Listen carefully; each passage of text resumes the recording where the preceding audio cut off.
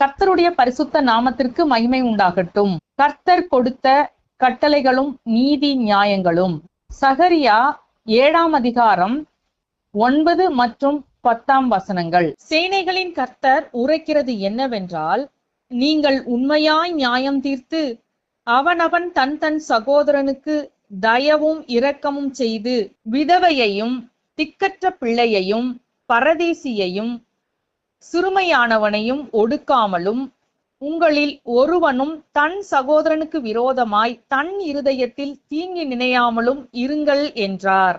நம்முடைய கர்த்தராகிய தேவன் இரக்கமுள்ள தேவன் மாத்திரமல்ல, அவர் நீதி செய்கிற நியாயமுள்ள தேவனாய் இருக்கின்றபடியால் அவரை பின்பற்றுகிற அவருடைய பிள்ளைகளாகிய நாமும் அவரை போலவே நீதி நியாயங்களை கை கொள்ள வேண்டும் என்று எதிர்பார்க்கிறார். மேலும் தேசத்தில் சிறுமைப்பட்ட எளியவர்களுக்கு ஒருவரும் விரோதமாக தீங்கு இழைக்க கூடாது என்றும், அவர்களுக்கு விரோதமாக ஒருவரும் எழும்பக்கூடாது என்றும் தேவன் அவர்கள் மீது கருசனை உள்ள தேவனாய் இருக்கிறார். ஆகவே அவர்களை குறித்து கர்த்தர் இப்படிப்பட்ட கட்டளைகளை கொடுத்திருக்கிறார். நாம் இந்த நாளில் கர்த்தரில் அன்பு கூறுகிறோம் என்பதை வெளிப்படுத்தும் விதத்தில் கர்த்தர் நமக்கு கொடுத்திருக்கிற இந்த கட்டளைகளை கைக்கொண்டு அவரை பிரியப்படுத்தலாம்.